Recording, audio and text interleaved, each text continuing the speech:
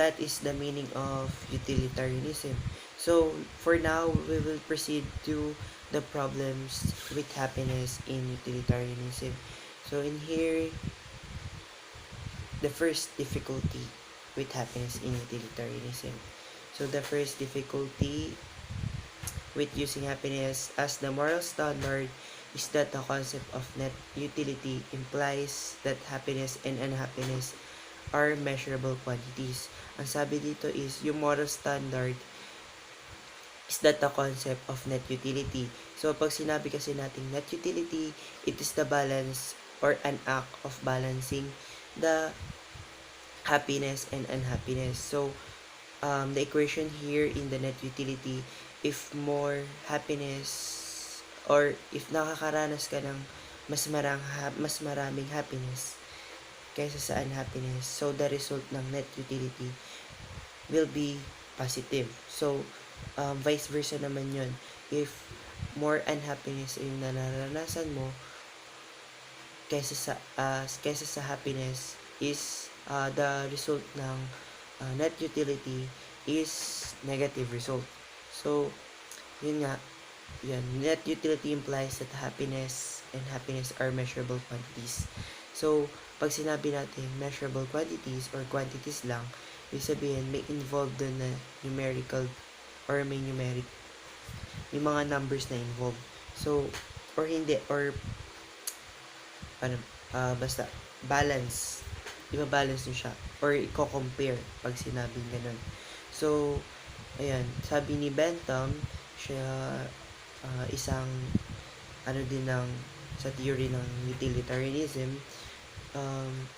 inelaborate niya kung paano yung net utility by using hedonistic calculus. So ano nga ba ang hedonistic calculus? Ayan yung hedonistic calculus, it measures the rightness of an actions by these features. So first is yung intensity. Intensity is a more intense pleasure is preferable to a weaker pleasure. So next is yung duration. Duration is the pleasures that the last are preferable to those that don't. Next one is your certainty, where if the act guarantees a pleasure, the act is better than one and merely takes pleasurable lightly. Or the next one is the propinquity. If the pleasure is far off space or time, the act is less right or hindi siya masyadong tama. The next one is the fecundity. The likelihood that the pleasure or pain will be followed by more pleasure or pains. The next one is the purity. Purity, may questions may before the purity. So pag sabi purity, how free from pain is it? So purity, dapat is a pleasure that is mixed with pain and not as good as one just as pleasure. Dapat hindi lang pleasure that it is free from pain. And the last one is the extent. Before also that, how many people does it affect? So in here, the more people who will enjoy the pleasure, the better the act. But pag hindi maganda yung pleasure na ibibigay sa iyo, you will be unhappy or the reverse ng happiness. So hindi na better yung act na mangyayari sa iyo. So hindi na matatawag yun na happiness. So yung net utility na may result na makuha mo is negative. Yan. So ayun nga guys, yung hedonistic calculus which measured different kinds of happiness and happiness according to their intensity, duration, and etc. Some say that it is impossible to attach precise numerical values to different kinds of happiness and happiness. Kaya ginawa ni Bentham yung hedonistic calculus to para mabalance or para malaman natin hindi lang through numerical values kundi through that hedonistic calculus na ginawa ni Bentham. So yun, for me kasi we have different kind of perception tsaka idea sa bawat bagay na nangyayari sa atin or sa mga bagay na naiintindihan natin. So iba-iba tayo ng utak. We have different kind of brain, different kind of thoughts, different kind of pain. So, para sa akin, mahirap talaga i-measure yung unhappiness tsaka happiness. Kasi nga, iba-iba tayo ng feelings, ng pain, ng thoughts. Kaya, para sa akin, hindi basta-basta na ma yung malalaman or mababalance yung happiness tsaka unhappiness. Kaya siguro mas maganda na ayan nga, na ginawa talaga yung hedonistic calculus ni Bentham. May isang example ako doon, yung ito nga, it may be impossible to assign numerical values. Ngayon yung sinabi ko. So, for example, para sa akin, na mas maganda magbasa kaysa computer lang, kasi nga 'di ba? Mas maganda magbasa ng through books kaysa online, kasi nga through online pwede kang ma-distract through social media, kasi one click mo lang pwede ka na dumiretso through Facebook. Then after that, you will go into another social site. So for me, it is good to use books rather than using social media or computers for searching or in reading books, kasi mas comprehensive pag nag-read ka ng book kaysa sa online. Mas matututo ka ng mas madami. Yan, kasi para sa iba nga, mas mabuti or mas nakakabuti sa kanila yung pagbabasa through social or through internet na ginagamitan ng technologies, kasi mas mabilis daw, tsaka andun na lahat. Pero para sa akin kasi,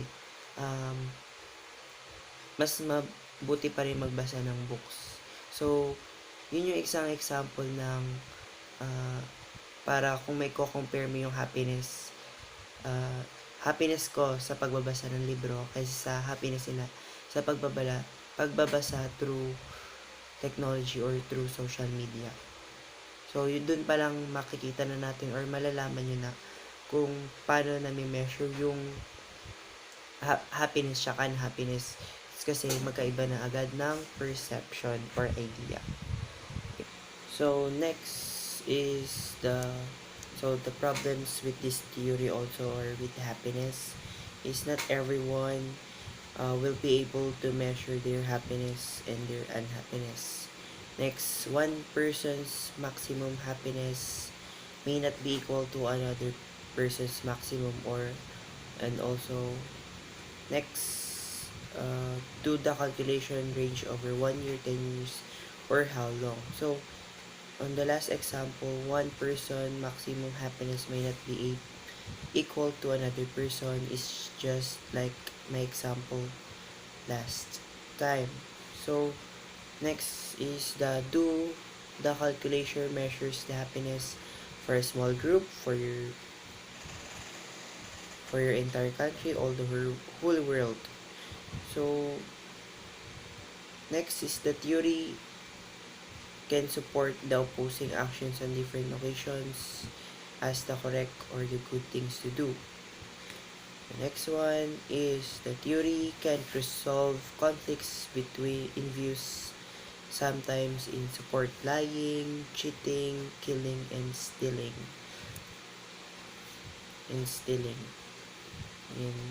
And next one, this theory treats all people as being equal, and it does not take into consideration special relationship that exists between people, for example, in relationship or in a family. And the next one is it is impossible to have interpersonal comparison of utility. For me, yes, it is impossible to have interpersonal comparisons of utility, because one person's maximum happiness may not be equal to another person's maximum happiness. Ayan, on what just I've said, we have different kind of perception, thoughts, or idea.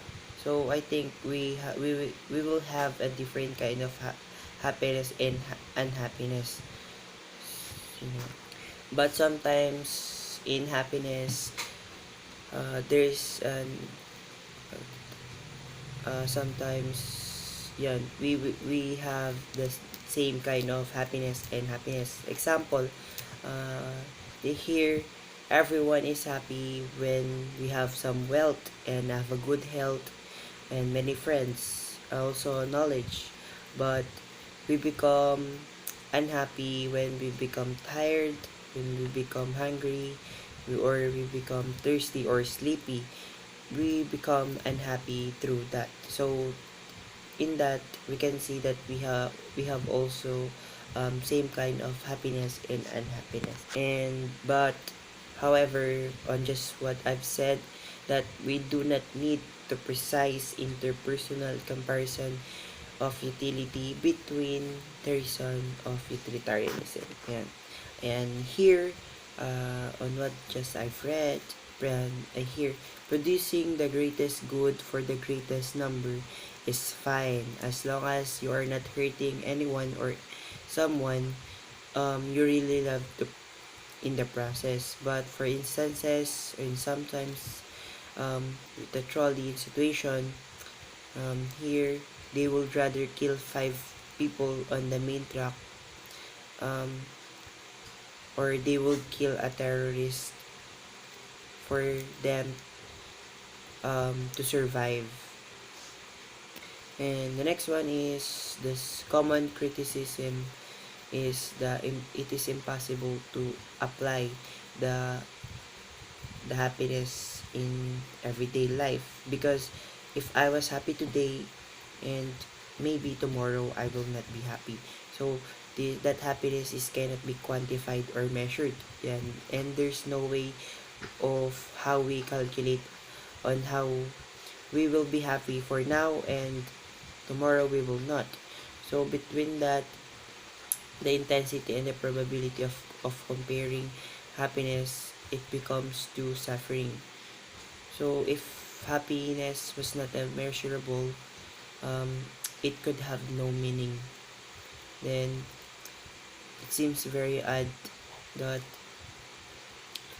if I was happy today and I'm not happy tomorrow, it doesn't make sense that it is impossible not to measure the happy or and the unhappy feeling. And the next one is the concerning about doubts about overriding value of happiness. And so in here, what do you value, your friendship or your freedom? So in here, if we believe this, is it because we think freedom is a value, so independent of happiness? We might even refuse to take happiness pills even if we given the choice, because they limit freedom to be unhappy.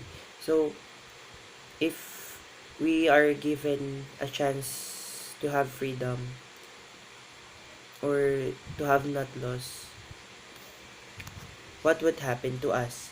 We will uh, parang parang parang wala nang magi-stop sa atin. There's no stop in every time. We could overuse we could overuse our freedom or ma-abuse natin yung sarili natin if magkakaroon tayo ng freedom at wala tayong susundin na rules.